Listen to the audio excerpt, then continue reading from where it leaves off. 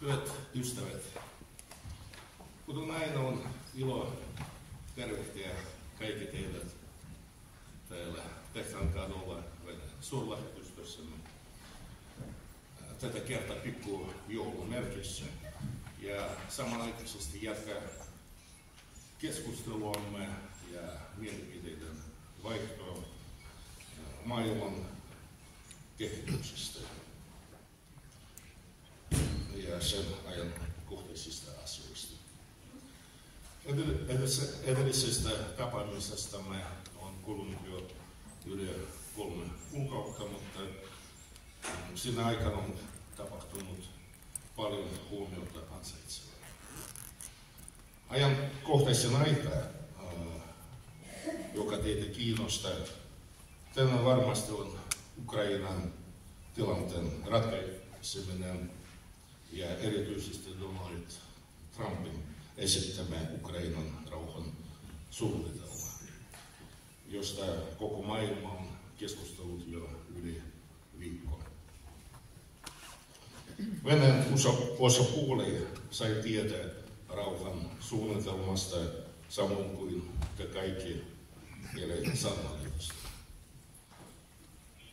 Emme vieläkin ole saaneet mitään amerikkalaisilta virallisesti mitään asiakirjaa. Saimme 28 kohteisen suunnitelman epävirallisten kanavien kautta. Väitteet, että asiakirja olisi melkein venäläisten kirjoittama, ovat pelkkiä median keksintöjä ja spekulaatioita. Yhdysvallat on vain muotoillut vastuullisesti ja tunnollisesti nämä eri aloitteet Ukrainan kriisin ratkaisemiseksi, joista Venäjän ja Yhdysvaltain presidentit pääsivät yhteisymmärryksen Alaskassa viime elokuussa. Kuten presidenttimme on jo todennut, Yhdysvaltain ehdotukset voivat olla hyvä pohja jatkotoimille Ukrainan tilanteen poliittis-diplomaattiseksi ratkaisemiseksi. Tärkeintä on, että nämä ehdotukset mahdollistavat konfliktin perimmäisten syiden poistamisen. Ilman mitä kestävää ja pitkäaikaista rauhaa Ukrainassa ei voi saavuttaa. Olette varmasti kaikki nähneet eurooppalaisten myös suomalaisten poliitikkojen reaktion Trumpin, kun teillä sanotaan, rauhan suunnitelmaan. Aluksi vallitsi täydellinen paniikki ja hämmennys. Katastrofi, euroatlanttisen liitolaisuuden pettäminen, amerikkalaiset ehdotukset eivät saa olla minkälaista perustaa Ukrainan tilanteen ratkaisulle ja niin edelleen. Sitten eurooppalaiset johtajat kuitenkin tajusivat, että Trumpin kanssa on parempi olla ottamatta suoraa yhteenottoa, vaan teeskennellä, että ollaan Washingtonin tavoin kiinnostuneita Ukrainan rauhan saavuttamisesta. He ilmoittivat olevansa valmiita toimimaan Trumpin suunnitelman pohjalta. Tuloksena syntyi jokin 19 kohdan eurooppalainen versio, jota ei kukaan vielä ole nähnyt, mutta joka ainakin lehdistövuotojen mukaan tyhjentää amerikkalaisten ehdotusten ytimen, eikä voi pohjustaa poliittis-diplomaattista ratkaisua, joka perustuisi kompromissiin ja kaikkien osapuolten etujen huomioimiseen. Me odotamme nyt, että ensi viikolla Yhdysvaltain presidentti-edustaja Steve Witkoff matkustaa Moskovan tavatakseen Venäjän johtoa. Katsotaan, mitkä ehdotukset Ukrainan tilanteen ratkaisemiseksi hän tuo mukanaan. Viime päivänä on tullut tietoa, että Trumpin rauhan suunnitelma on mukaan jaettu jo 4 osaan. No, katsotaan. Joka tapauksessa Venäjän osapuoli on jo ilmoittanut olevansa valmis työskentelemään niitä ehdotusten pohjalta, jotka Rykov esittää. Nyt niin sanotun halukkaiden koalition eurooppalaiset johtajat yrittävät kaiken voimin vakuuttaa Yhdysvaltain hallintoa siitä, että heidän suunnitelmansa on ainoa vaihtoehto, vaikka he ymmärtävätkin hyvin, että se on Venäjän mahdoton hyväksyä. Pyrkimys sen takana on ilmiselvä. Eli syyttää Moskovaa mahdollisen rauhan ratkaisun kariutumisesta ja jatkaa yrityksiä aiheuttaa Venäjälle strateginen tappio ukrainalaisten henkilöille. Eurooppalaiset vastustajamme saarnaavat edelleen mahdollisimman nopeaa tulitaukoa ja rintamalinjan jäädyttämistä ilman niiden sopimusta, mistä muun muassa pääministeri Orpo ja ulkoministeri Valtonen puhuvat jatkuvasti. Venäjä on toistuvasti huomauttanut, että tällaiset lähestymistavat eivät voi olla perustana todelliselle pitkäaikaiselle ratkaisulle. Oikeuden mukaisen rauhan iskulauseiden varjolla eurooppalaiset pyrkivät vain antamaan Kiovan hallinnolle mahdollisuuden ryhmittää joukkonsa uudelleen, varustaa ja aseistaa Ukrainan asevoimia, palauttaa sen taistelukykyä ja jatkaa sitten konflikteja paremmista asemista. On selvä, että Venäjä ei koskaan suostu ehdotuksen, jotka luovat näkymiä sodan jatkumiselle ja ovat jälleen yksi peitelty yritys pakottaa maamme antamaan. Kannatamme edelleenkin diplomaattista ratkaisua Ukrainan konfliktiin, jonka tulisi keskittyä sen juurisyiden poistamiseen ja täysimääräisen rauhan sopimukseen, jossa otettaisiin huomioon maailman oikeudenmukaiset turvallisuusintressit. Viime aikoina, etenkin Trumpin suunnitelman ilmestyttyä, eurooppalaiset poliitikot ovat tuohtuneet siitä, että Eurooppa ei syrjää Ukrainan rauhan prosessissa. Ja ovat väittäneet, ettei voi tehdä mitään päätöksiä ilman Eurooppaa, sillä tämä asia muka koskee siitä suoraan. Mutta ensinnäkin Eurooppa on jo kauan sitten sulkenut itsensä pois kaikista neuvotteluprosesseista, kieltäytymällä kaikista vuoropuhelusta Venäjän kanssa. Tähän kiinnitti äsken huomioita myös presidentti Niinistö, joka sai tästä aika paljon kritiikkiä sekä suomalaiselta poliitikoilta että niin kutsutulta asiantuntijayhteisöltä. Toiseksi Eurooppa on kaikissa Ukrainan kriisin vaiheissa osoittanut, että se on kiinnostunut yksinomaan tämän konfliktin lietsomisesta, aiheuttaakseen Venäjälle strategista tappiota. Nyt kukaan ei tosin puhu tappiosta taistelukentällä. On tajuttu, että se on mahdollista. Muistutan, että juuri Eurooppa edes auttoi perustuslain vastaista vallankaappausta Kiovassa, kun se oli sovittamassa helmikuussa vuonna 2014 suunnitelman, jolla pyritään ratkaista eri mielisyydet Ukrainan silloisen presidentin Janukovytsin ja opposition välillä. Jos muistan oikein, Puolan, Saksan ja Ranskan ulkoministerit allekirjoittivat silloin takuuna vastaavan asiakirjan, jonka Janukovyts ja oppositio allekirjoittivat. Seuraavana päivänä oppositio allekirjoitetun asiakirjan rikkoen valtasi hallituksen rakennuksen.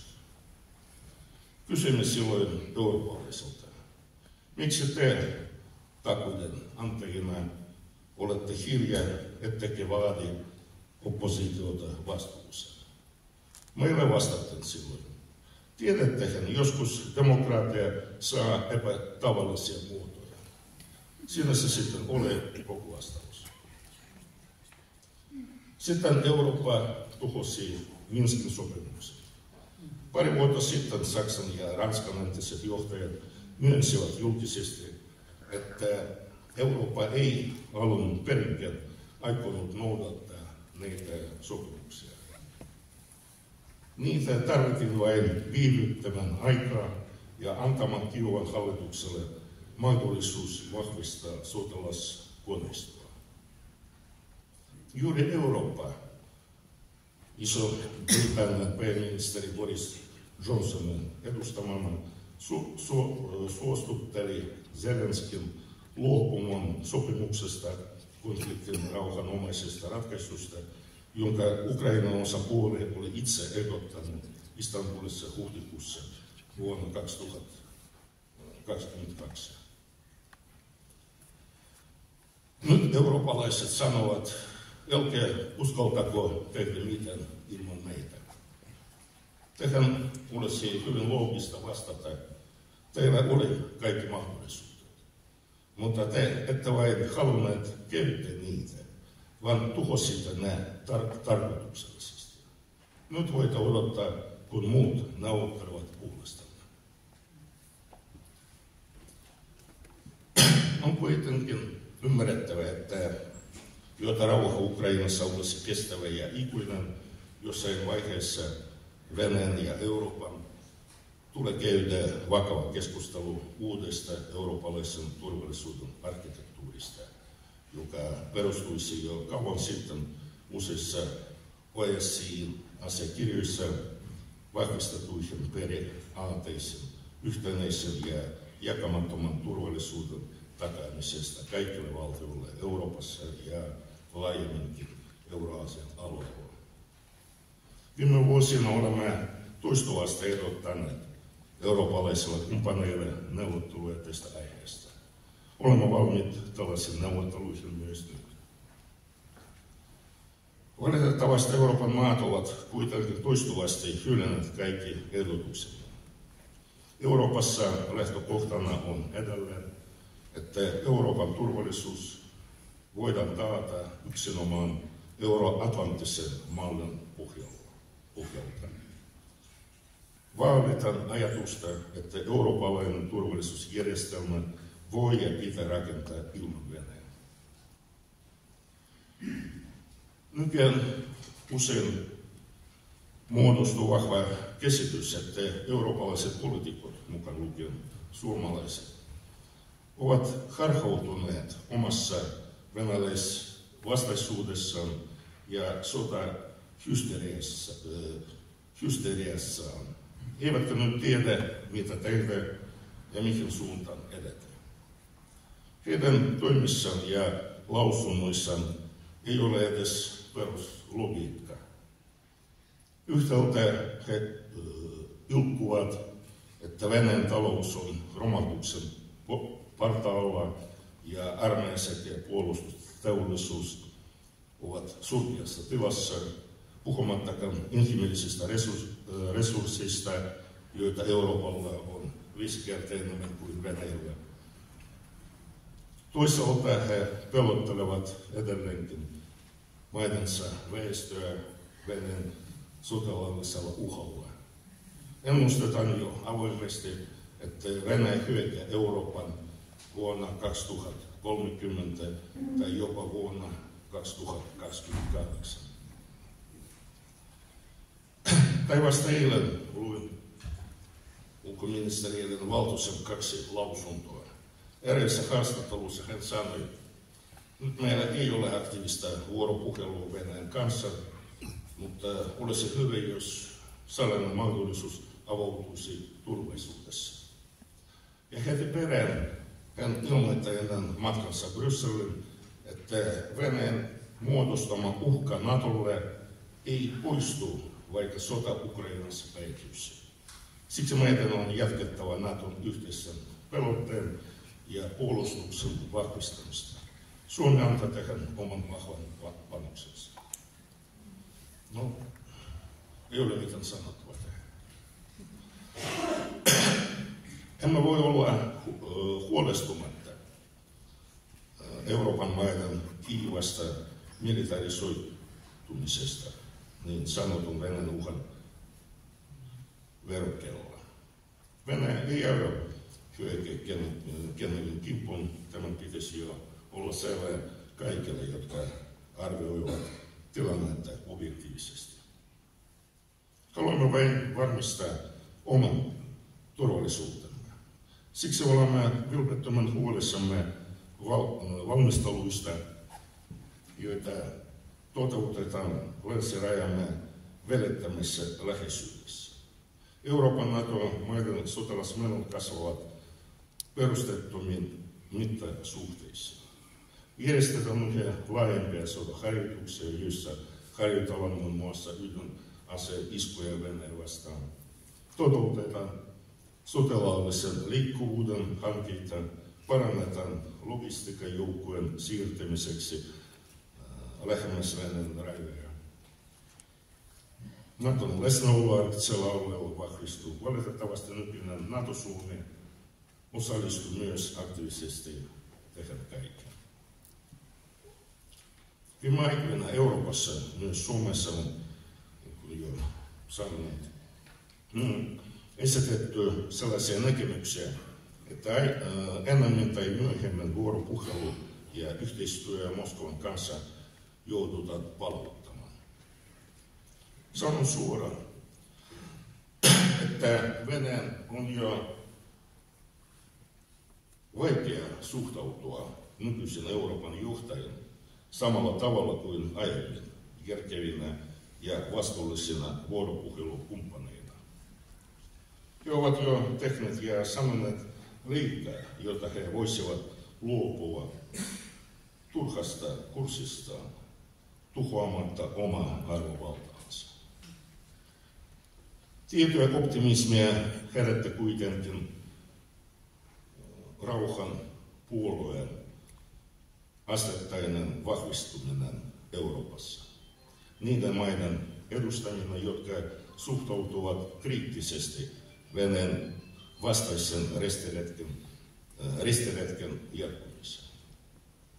Erittäin valitettava on, että Suomi ei kuulu meidän joukon, vaan on valinnut paikansa sotapuolueen eturivissä. Se, mitä nykyinen suomalainen poliittinen eliitti johdonmukaisella tavalla tekee, vaikeuttaa merkittävästi yhteisymmärryksen löytämistä tulevaisuudessa.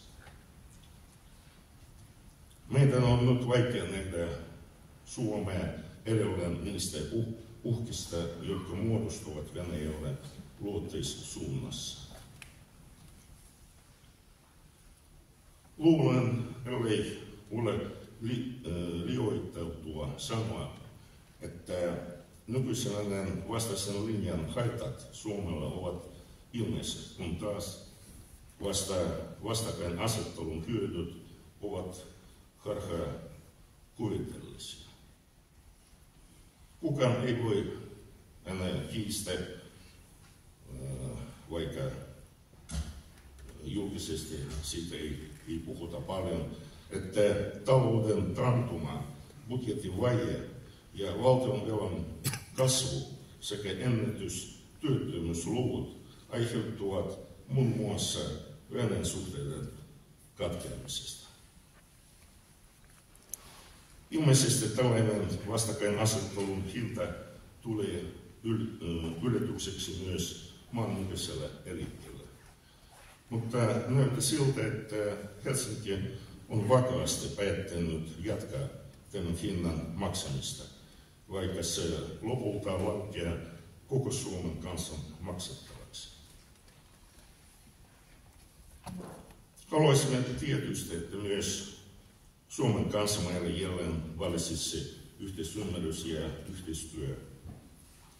Mutta kaikista päätellen joudumme luultavasti odottamaan, kunnes Suomen poliittinen eliitti alkaa toimia ensisijaisesti Suomen kansallisten etujen mukaisesti. Olemme kiitollisia teille siitä, että edistätte suomalaisessa yhteiskunnassa yhteisymmärryksen henkeä ja ongelmien ratkaisemista kunnioittavan vuoropuhelun avulla. Lopuksi haluaisin toivottaa teille kaikille hyvää lähestyvää joulua, uutta vuotta. Toivotan teille ja läheisillenne terveyttä, onnea ja menestystä. Toivon, että tuleva vuosi on täynnä iloisia tapahtumia ja uusia mahdollisuuksia. Uskon, että hyvä perinnö järjestää tapaamisiamme jatkuu myös seuraavanakin vuonna. Kiitos huomiosta ja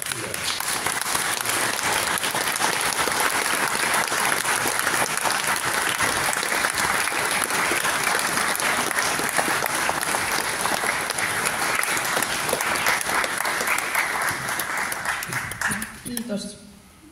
Erinomainen.